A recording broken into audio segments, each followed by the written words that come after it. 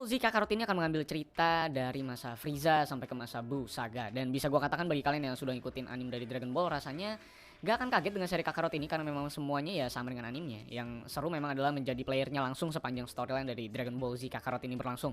Dari segi storyline bisa dibilang lu bakal menghabiskan banyak waktu dalam percakapan antara satu karakter dengan karakter lain. Percakapan juga dibagi ke beberapa scene, ada yang bisa kalian skip, tapi ada juga yang gak bisa di skip, tapi bisa di fast forward.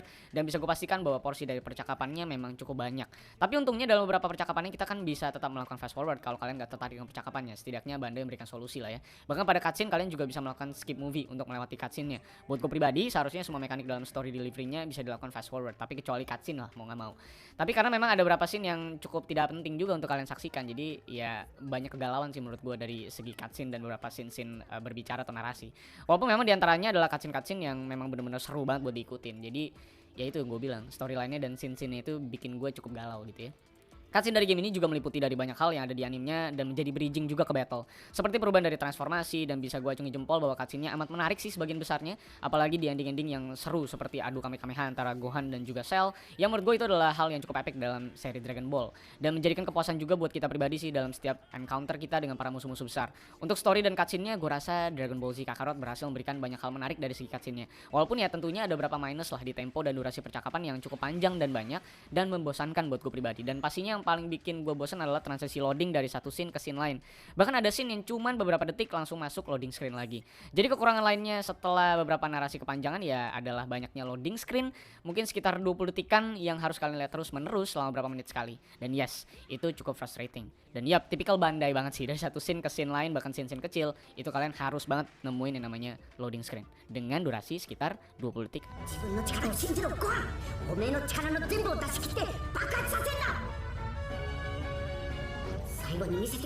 Dari segi combat sistemnya ya lu bisa ekspektasikan bahwa gameplay dari combatnya akan mengacu pada Dragon Ball Z Budokai Tenkaichi, dimana bakal free arena dimana lu bisa naik, bisa turun, dan cakupan areanya cukup jauh dalam setiap battle. Pada setiap battle pun lu menggunakan berbagai superpower yang lu konfigurasi dari awal sebagai superpower yang bakal lu pakai di pertandingan, dan gak bisa kalian ubah konfigurasinya saat kalian sedang battle sama musuh-musuh kalian.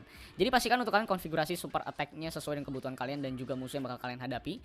Overall combatnya sih menurut gua memuaskan ya, dan cukup bervariasi juga gerakan dari musuh-musuhnya. Bandai juga menyediakan berbagai elemen untuk menambah dinamika combat sistemnya agar nggak terlalu repetitif. Mulai adanya shield, ada stun threshold, ada ngadu Kamehameha saat waktunya tepat kita dan musuh kita melancarkan jurus, dan ada beberapa super attack dari musuh kita yang menambah warna setiap boss fight supaya nggak kesannya gitu-gitu aja. Walaupun secara mayoritas kalau lu bisa beradaptasi dengan combat sistemnya, lu bakal dengan cepat untuk bisa mengalahkan setiap boss fight dari game ini, yang memang tergolong gampang semua. Yang bikin combatnya jadi susah paling adalah saat lu harus ngelawan musuh yang lebih dari satu, karena lu nggak bisa fokus ke semua dan hanya ada indikator panah yang mengindikasikan serangan apa yang akan mereka lancarkan di luar fokus kalian dan seberapa dekat mereka dengan kalian. Tapi setidaknya semuanya nggak menjadi halangan yang terlalu berarti.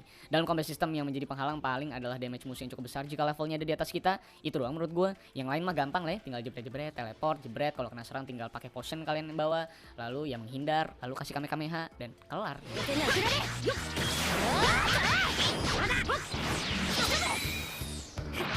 Combat system ini juga didukung oleh elemen lainnya, yaitu food atau masakan yang bisa kita buat lewat berbagai bahan yang bisa kita kumpulkan dan kita gendong bersama-sama dengan inventory kita. Dimana makanan ini bisa memberikan tambahan stats terhadap karakter kita, mulai dari memberikan persentase lebih untuk defense attack dan lain-lain, yang tentunya menjadi sebuah hal yang penting untuk siap menghadapi musuh-musuh besar yang punya serangan cukup tinggi. Dan tenang, ngumpulin bahannya itu cukup mudah, untuk membuat makanan juga cukup mudah, dan bahkan beberapa bahan juga bisa kalian perjualbelikan di market, yang tentunya market ini tersebar di mana-mana dan cukup accessible di seluruh map. Tapi tentunya untuk menjaga balance, setiap efek makanan yang kita makan ini hanya akan berlaku untuk beberapa menit. Jadi harus secara konsisten kalian konsumsi kalau memang kalian lagi ngelakuin banyak battle dan grinding mungkin. Tapi tenang, menitnya akan berjalan saat kita melakukan eksplorasi dan juga pertarungan. Jadi saat kita menemukan cutscene ataupun post menu, menit dari efek makanan ini juga nggak akan jalan. Nah, kalau berbicara soal super attack-nya sendiri, menurut gua menarik banget dan pastinya sesuai dengan berbagai karakter yang muncul sebagai sidekick ataupun playable characters kita. Super attack yang lebih powerful seperti Spirit Bomb ataupun Big Bang Attack juga akan terbuka sejalan dengan storyline secara otomatis. Urusan super attack juga Bandai memberikan beberapa dinamika agar skill tree-nya tuh nggak terkesan linear dan di luar keputusan kita. Karena kan Kakarot ini open world ya, maka Bandai masukkan unsur free will juga dalam urusan skill tree supaya kita bisa lebih bebas. Dimana lo bisa milih skill mana yang paling lo sering pergunakan dan mau lo pilih untuk upgrade menggunakan Z-Orbs. Yang dimana Z-Orbs tersebar tuh di seluruh map. Z-Orbs juga memiliki beberapa variasi, ada yang hijau, biru, merah, dan juga rainbow yang semuanya akan menyesuaikan terrain dari dunia Kakarot ini. Yang tentunya ini menjadi indikasi bahwa kita jadi lebih mudah untuk mencari Z-Orbs dengan warna tertentu, kita harus carinya di mana gitu ya. Dan selain Z-Orbs untuk upgrade super attack, Bandai juga menyediakan training grounds untuk unlock beberapa super attack yang nggak bisa di unlock dengan sejalannya storyline. Dan untuk mengunlock super attack ini, kita itu membutuhkan yang namanya Z-Medal yang jumlahnya juga nggak terlalu banyak, yang tersebar di beberapa wilayah, yang tentunya game ini mengizinkan kalian juga untuk berpindah-pindah melalui world map secara real time, dan tentunya pastinya ada loading screen sekitar 20 detikan. Nah, selain dari wilayah-wilayah tersebut, kalian juga bisa mendapatkan Z-Medal dari berbagai achievement yang bisa kalian capai, yang bisa kalian dapatkan melalui Z Encyclopedia dan bisa kalian buka secara berkala. Buat gue pribadi sih, untuk mendapatkan Z Orbs dan juga untuk Z-Medal bukan hal yang sulit karena semuanya tersebar di mana-mana dan juga gampang didapatkan karena semuanya tersedia dengan sangat banyak, dan lu juga punya mata untuk mendeteksi semua item-item dari atas gitu ya. Dan bisa gue bilang sampai ending gue mainkan game ini masih banyak sekali Z-Orbs yang masih ada di inventory gue. Gue sadar sih ini game casual untuk semua Spectrum player, jadi ya emang dipermudah aja biar nggak stres, dan menurut gue ini adalah sebuah hal yang cukup positif yang dilakukan sama Bandai supaya game ini nggak terlalu stres aja gitu.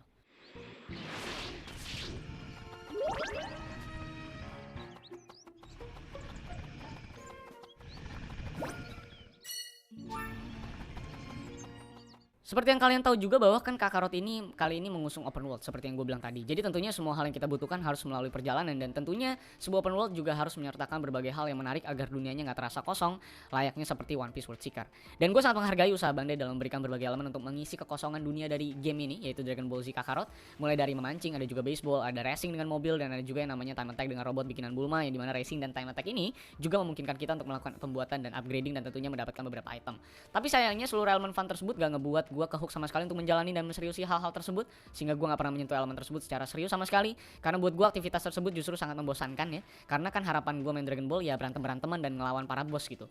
Masa gue disuruh balapan naik mobil? Nah, menurut gue itu kurang ngehook lah buat gue pribadi. Jadi buat gue fun elemen yang dihadirkan kurang sempurna dalam eksekusinya. Sebuah hal yang bisa diapresiasi dari Bandai tapi juga belum efektif buat gue pribadi. Nggak tahu buat kalian. Tentunya untuk dinikmati ini bukan hal yang bisa dinikmati untuk stress release dari main story-nya, dan nggak bisa menjadi hal yang asik buat dilakuin saat lo ingin kabur aja dari main mission atau dari dunia Kakarot gitu. Jadi kurang efektif aja. Tapi buat kalian gimana? Silahkan tulis kolom komentar.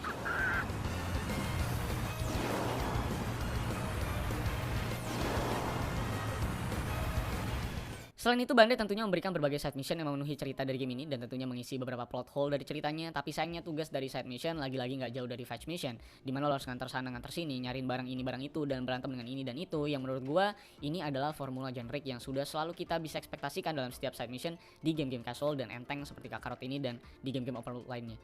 Untungnya untuk urusan travel soul, setiap karakter yang kita gunakan bisa terbang dengan cepat, dan fast travel juga bisa kita lakukan melalui world map yang tentunya akan melalui loading.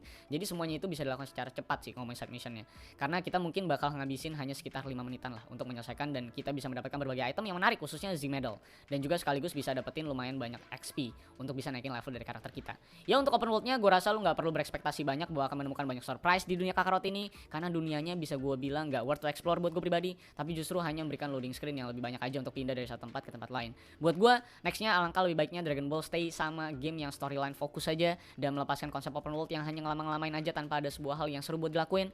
Ya paling kadang seru ya buat ngelaluin musuh-musuh di tengah jalan gitu, encounter buat dilawan-lawan dan berbagai bos-bos yang ngejagain map tersebut untuk naikin level sih, yang memang dibutuhkan untuk kebutuhan grinding level dan tentunya untuk kebutuhan menyelesaikan storyline juga yang bosnya juga levelnya tinggi-tinggi sih sebenarnya. Jadi sebenarnya ya satu line linear juga sebenarnya.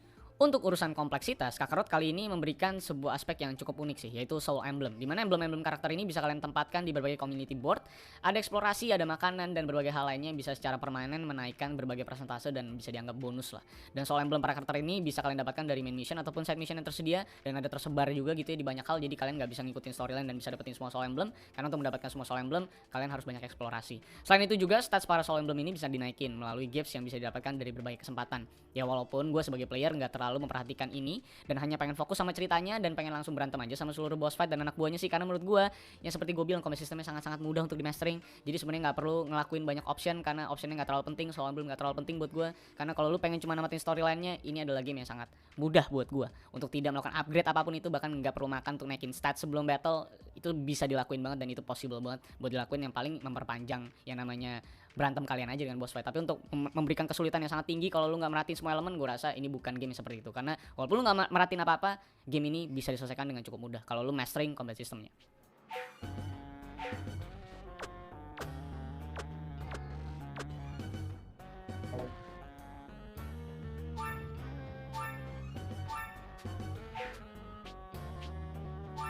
Jadi overall buat gue pribadi sebagai player merasa Kakarot ini nggak terlalu berhasil menciptakan game open world yang efektif dan full of surprise gitu dunianya, karena sebagian elemennya buat gue pribadi sih nggak efektif dan nggak terlalu bisa dinikmati. Loading screennya juga sangat ganggu banget karena banyak banget, dan juga pastinya memberikan gue kesan spesial juga dalam seluruh kebutuhan yang harus didapatkan karena adanya open world ini. Jadi elemennya terasa sia-sia buat gue pribadi. Leveling juga buat gue adalah hal yang nggak krusial amat, karena biasanya storyline itu udah otomatis naikin level lu cukup signifikan dan lu nggak akan punya level gap yang jauh-jauh banget dengan boss fight walaupun lu malas grinding level. Jadi ya sebenarnya nggak ada masalah kalau lu cuma ngurusin storyline-nya doang tanpa harus ngurusin berbagai side mission lainnya.